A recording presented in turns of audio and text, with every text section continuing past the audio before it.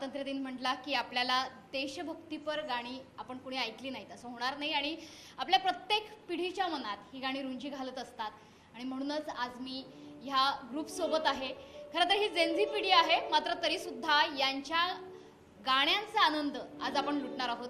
हा आहे शुभंकर ग्रुप. खूप खूप स्वागत तुमचं झी 24 तासवर.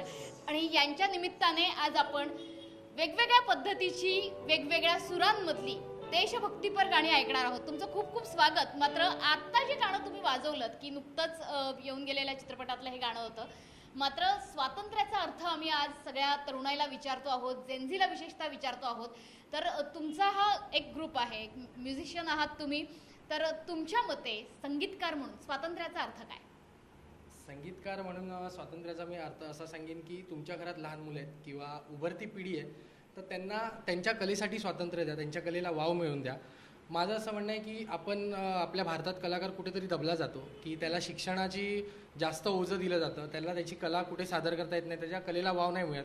तर माझ्या ग्रुपतर्फे मी असंच सांगितलं जाईल की तुमच्या ज्या घरात जी लहान मुलं आहेत त्यांना त्यांच्या कलेचं स्वातंत्र्य द्या, त्यांना जे शिकायचं आहे किंवा त्यांना म्युझिकमध्ये जे बनायचं आहे इन फ्युचर, त्यांना करिअर करायचं ते करू द्या. बस एवढंच सांगेन. तुझ्या करिअरमध्ये काही अडथळे आलेत का? तुझं म्हणजे शिक्षण काय झालंय आणि मग तू संगीताकडे वळलेला आहेस? माझ्या करिअरमध्ये असं अडथळे आहे, माझ्या फॅमिलीने मला पूर्णपणे स्वातंत्र्य दिलं. जे माझे गुरुजी आहेत प्रथमेश दादा, गिरीश दादा, यांनी मला पूर्णतः स्वातंत्र्य दिलं, त्यांनी मला शिकवलं, माझ्या घरच्यांनी मला शिकवलं. पण मी एकच सांगेन की शिक्षणाकडे दुर्लक्ष नका करू, शिक्षण घ्या. मला पण म्युझिकमध्ये मी बऱ्याच जागी फिरत असतो, विदेशात फिरतो, आपल्या देशात फिरतो. तर शिक्षण खूप कामाला येतं आपल्याला, कम्युनिकेशन करायला किंवा कोणत्याही गोष्टीत किंवा व्यवहारात शिक्षण कामाला येतं. त्यामुळे शिका, पण म्युझिक करा. जर तुम्हाला म्युझिकची आवड असेल तर म्युझिक करा, म्युझिक सोडू नका. तर माझ्या घरच्यांनी मला कधीच अडथळे येऊ नाही दिले. त्यांनी मला सांगितलं तुला जे करायचं आहे ते कर, पण शिक्षण घे. बरं, तुमच्याकडनं गाणी तर ऐकायचीच आहेत, मात्र याने जो मुद्दा उपस्थित केलाय की गाणं शिकलं पाहिजे. तुला कधीपासून गाणं शिकण्याची आवड होती आणि मग फक्त म्हणजे बेंचवरती तबलाच वाजवलाय की अभ्यास पण केलाय? नाही, अभ्यास पण केला आहे, पण आपण कसं आता नवीन पिढी बोललं तर कसं सगळं असतं, म्हणजे हे करायचं आहे आम्हाला, ते करायचं आहे, नवीन नवीन गोष्टी म्हणजे करायच्या असतात. तसं हे एक म्युझिकचं आम्ही एक वेगळं म्हणजे आता होतं लहानपणीपासून आपल्याला की वाजवायचं आहे, म्हणजे स्कूल बेंचवरती वाजवत असेल. तर आता आपल्याला आपला भाव आहे शुभंकरचा नंदू, तर त्याच्या थ्रू आपण आता खूप काही वाजवायला शिकलो आहे. त्याची पण मेहनत आहे, आमची पण मेहनत आहे, सगळ्यांची पोरांची पण मेहनत आहे. नवीन नवीन काय ना काहीतरी वाजवत असतो. बरं, मग तुझ्या मते स्वातंत्र्याचा अर्थ काय? तुला करिअरचं स्वातंत्र्य मिळालं का? ऑफकोर्स. जेव्हा मी लहान होतो 4-5 वर्षाचा तेव्हापासून मी वाजवतो आणि फुल्ली मला फॅमिलीकडून पण मला फुल सपोर्ट होता. आणि आतापर्यंत जे काय मी सगळं स्वतःमुळे आणि स्वातंत्र्य मला भेटलं त्यामुळे बस एवढं. आता स्वातंत्र्य. मग आता मगाशी तू खूप छान सुरावटी उलगडल्यास, पण तुमच्या सगळ्यांच्या मनामध्ये कुठलं गाणं येतं 15 ऑगस्ट स्वातंत्र्य दिन म्हटलं की? आता आमचा जन्म तुम्ही म्हटलात जसं काही जेनझी, आम्ही 97 बॉर्न वगैरे. तर जेव्हा आम्हाला कळायला लागलं तेव्हा एक सुंदर असा मूवी आला मिलियनेअर. त्यातलं ए आर रेहमान सर जे आमचे सर्वांचेच आयडल आहेत म्युझिशियनचे, तर त्यांचं एक गाणं सादर करायचा ट्राय करतो, जय हो. बरं, ऐकूयात.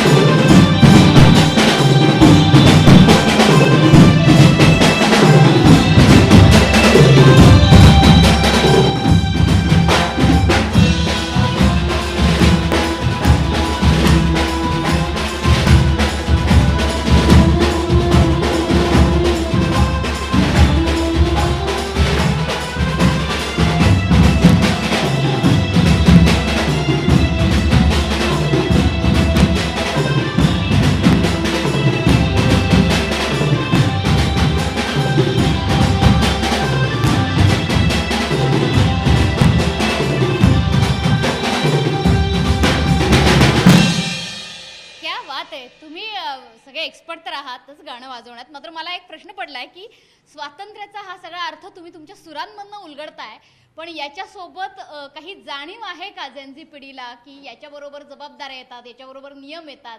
तुला वाटतं की तुझा जो ग्रुप आहे, तुमची सगळ्या म्युझिशियन आहात, ध्वनी प्रदूषण हा खूप मोठा मुद्दा आहे. गणपती असेल किंवा इतर सण उत्सव असतील त्याच्यामध्ये बरेचसे आक्षेप तुमच्यावरती येतात.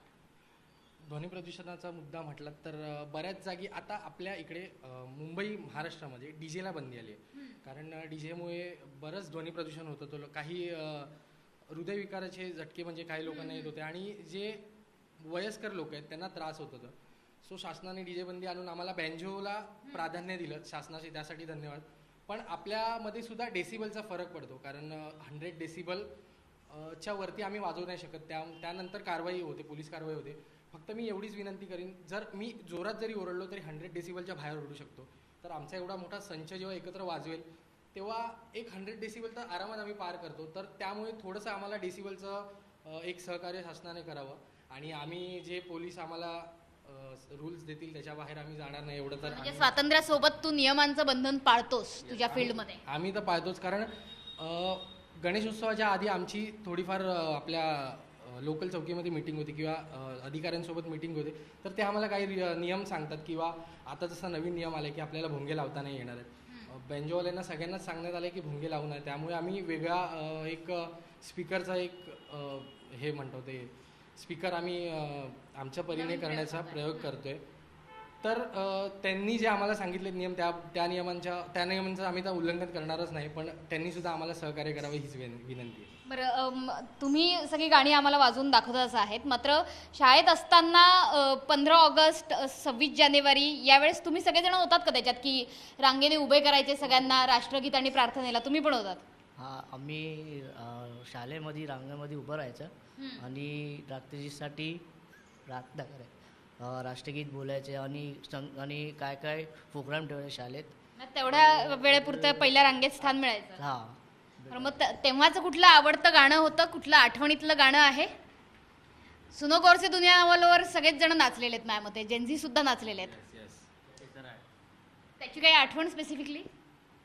आठवण म्हणजे अजून आम्ही वाजवतो ते गाणी आणि ते एव्हरग्रीन गाणं आहे, ते त्याला काय तोड नाही. मी एक आठवण सांगू इच्छितो. आम्ही जेव्हा शाळेत होतो तेव्हा मी तर शाळेपासून वाजवतोय.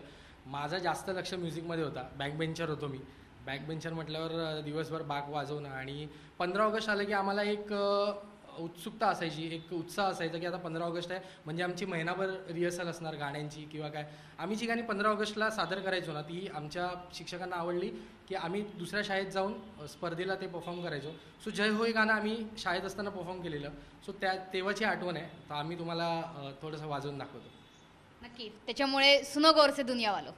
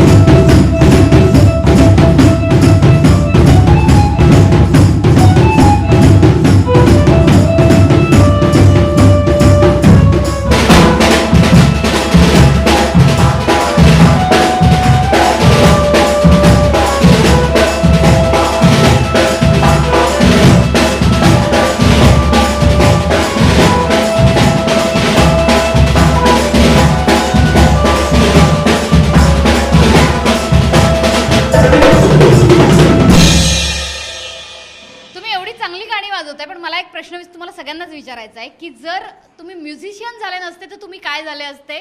कोणतं स्वातंत्र्य घेतलं असतं आणि जर तुम्हाला एक काही निर्णय बदलावासा वाटला आयुष्यातला तर तो कुठला बदलाल? मी म्युझिशियन नसतो झालो तर नक्कीच स्पोर्ट्स पर्सन झालो असतो.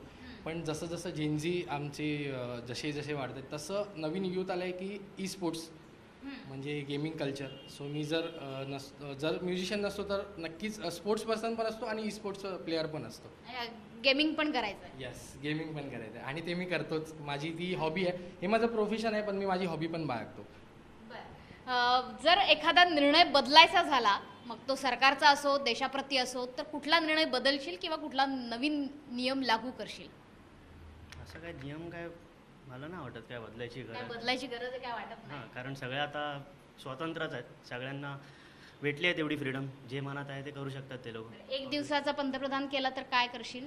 पहिलं काम कुठलं करशील? क्लिनलीनेस इंडियाला पूर्ण स्वच्छ करेन आणि सगळ्यांना स्वातंत्र्य तर भेटलाच आहे आता पुढे काय. एका दिवसात होईल स्वच्छता सगळी? एका दिवसात पॉसिबल नाही पण बरेच काय असे आहेत रूल्स रेग्युलेशन जे आपल्याला फॉलो करायला पाहिजे. तू काय करशील जर तुला एक दिवसाचं पंतप्रधान केलं तर? म्हणजे असं काय ठराविक गोष्ट तर नाही. जर प्रत्येकाने मनातून आपल्या स्वतः म्हणजे बोलतात ना मनाला विचारून जर म्हणजे बोलतात कोणती गोष्ट ठरवली की मला ही करायची आहे, मला माझ्या इंडियाला काहीतरी बोलतात ना कुठेतरी बघायचं आहे तुला चांगलं. कुठे बघायचंय मग? मला तर आपल्याला तर आपल्या पूर्ण देशाला बाहेर म्हणजे जसं आपण आता तर आहेच, जसे आपले पंतप्रधान आता जसे काम करतात त्याच्या हिशोबाने तर आपण खूप आजच्या पिढीमध्ये तर खूप मोठ्या म्हणजे बोलतात ना कम्पेअर टू अदर कंट्रीज. तसंच अजून वर करायला सगळ्यांनी पण अजून म्हणजे बोलतात ना सोबत मेहनत घेतली पाहिजे. तुला जर पंतप्रधान केलं एक दिवसाचं तर तू काय करशील? मी आर्टिस्ट आहे. बघा, मी आर्टिस्ट आहे तर मी पहिला आर्टिस्टचा विचार करेन. माझं मत असं आहे की आपल्या देशातल्या कलाकारांना प्राधान्य दिलं पाहिजे. जसं क्रिकेटर्सना प्राधान्य, फुटबॉल तर आपला तुम्हाला सगळ्यांना माहितीच आहे फुटबॉल आपला कोणत्या लेवलला आहे काय. पण जेवढा क्रिकेट आहे ना, जेवढा क्रिकेट त्या लेवलला मला आपलं संगीताचं पूर्ण क्षेत्र न्यायचं आहे तर हे मी प्रयत्न पहिला करेन. अच्छा. आणि जर एखादा नवीन नियम लागू करायचा असेल तर कुठला नियम लागू कराल? किंवा एखादा निर्णय आवडत नाही आता तुम्हाला जो नियम बदलायचा असेल तर कुठला बदलाल? ट्रॅफिक रूल्स किंवा आणखीन काही काचतात कुठले नियम की बरोबर आहेत सगळे नियम? नियम तर बरोबर आहे पण आपल्याला रूल वरती चालायला पाहिजे आणि चांगल्याने मेन आपले बस जास्त काय सांगू नाही शकत मी. असं अजून सुचत नाही कुठले नियम आहेत. तुम्ही कुठले नियम बदलणार? कुठला नियम बदलायचा आहे का तुम्हाला? बदलायचं तर खूपच अशी मोठी लिस्ट आहे. पण बदलायला झाले तर आपले ट्रॅफिक रूल्स बदलले पाहिजेत. कारण पेशंट्स जे आहेत आपले कोणाला इमर्जन्सीमध्ये कुठे शिफ्ट करायचं असलं तर इन्सिडेंट्स असे बरेच झालेत की शिफ्टिंगमध्येच म्हणजे एका हॉस्पिटलमधून दुसऱ्या हॉस्पिटलमध्ये शिफ्टिंग करतानाच ॲम्ब्युलन्समध्ये पेशंट दगावला जातो किंवा आपल्या फॅमिलीमधलं कोण दगावलं जातं. त्यामुळे ट्रॅफिक रूल्स आपले क्लीन झाले पाहिजेत. बाकीच्या तर बऱ्याच गोष्टी आहेत पण हेल्थ ही गोष्ट पहिली येते. बरं, मग हे सगळे नियम बदलायचे आहेत मात्र यासोबतच तुम्हाला तुमची कलासुद्धा जिवंत राहायला हवी.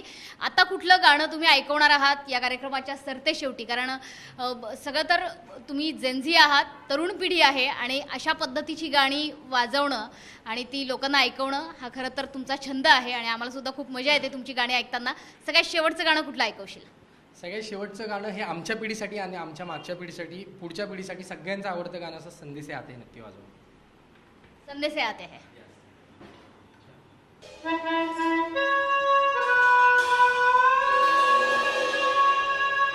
Thank you.